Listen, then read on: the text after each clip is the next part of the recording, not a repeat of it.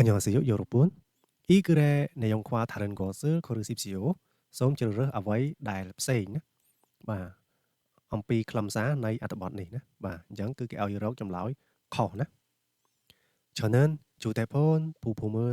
생산하는 공장에 다니고 있습니다. ខ្ញុំកំពុងបាទធ្វើការនៅក្នុងក្រុមហ៊ុនដែលផលិតបាទគ្រឿងបន្លាស់ទូរស័ព្ទដៃណា 1일 삼교대로 한 사람이 하루에 8시간씩 일을 합니다. បាទគឺ3វេនក្នុងមួយថ្ងៃណាហើយមនុស្សម្នាក់ៗហ្នឹងធ្វើការ8ម៉ោងក្នុងមួយថ្ងៃណាបាទ 그렇지만 저는 하루에 10시간씩 일을 하고 있습니다. ក៏ប៉ុន្តែខ្ញុំកំពុងធ្វើការ10ម៉ោងក្នុងមួយថ្ងៃ 일을 더 많이 하면 조과 수당을 받을 수 있기 때문입니다. បាទដូច្នេះហើយប្រសិនបើបាទគាត់ធ្វើការកាន់តែច្រើនគឺគាត់អាចទទួលបានប្រាក់បន្ថែមមកណាបាទ 돈을 많이 벌어서 고향에 돌아가 집을 사고 싶습니다. រកលុយបានច្រើនហើយ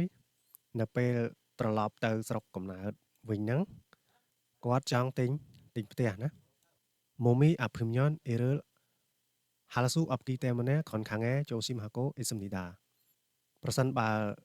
យើងឈឺហ្នឹងបាទប្រសិនបើយើងឈឺអញ្ចឹងគឺយើងមិនអាចធ្វើការបានទេហេតុដូច្នេះហើយគាត់កំពុងយកចិត្តទុកដាក់ចំពោះសុខភាព 건강을 위해서 일요일에는 일을 하지 않고 집 근처 산에 가서 밝은 공기도 마시고 운동도 합니다.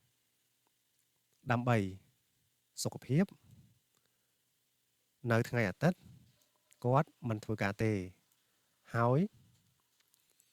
គាត់ទៅភ្នំនៅក្បែរផ្ទះដើម្បីបាទស្រូបណាបាទដើម្បីស្រូបខ្យល់អាកាសបរិសុទ្ធផងហើយនឹងហាត់ប្រាណផងដែរចុះជាមួយ 1번 이 사람이 다니는 공장은 1일 3교대를 합니다. បាទក្រុមហ៊ុនដែលបរិះម្នាក់ហ្នឹងឬក៏មនុស្សម្នាក់ហ្នឹងគាត់ធ្វើ3វេនក្នុងមួយថ្ងៃបាទអញ្ចឹងគឺត្រឹមត្រូវបាទមួយថ្ងៃ3វេន 2번 하루 8시간 이상 일하면 조과 수당을 받습니다. បាទអញ្ចឹងប្រសិនបើធ្វើការ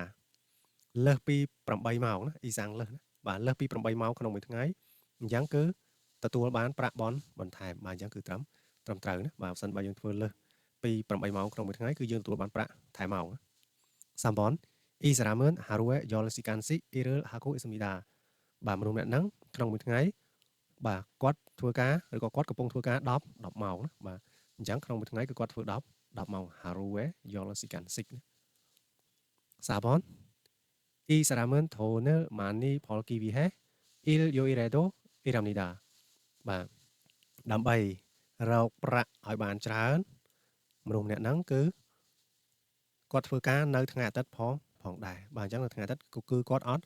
ធ្វើទេណាបាទគាត់សម្រាប់អញ្ចឹងចម្លើយដែលខុសគឺចម្លើយលេខ4ណាបាទអញ្ចឹងចម្លើយជាចម្លើយត្រឹមត្រូវគេឲ្យយើងរកចម្លើយខុសណា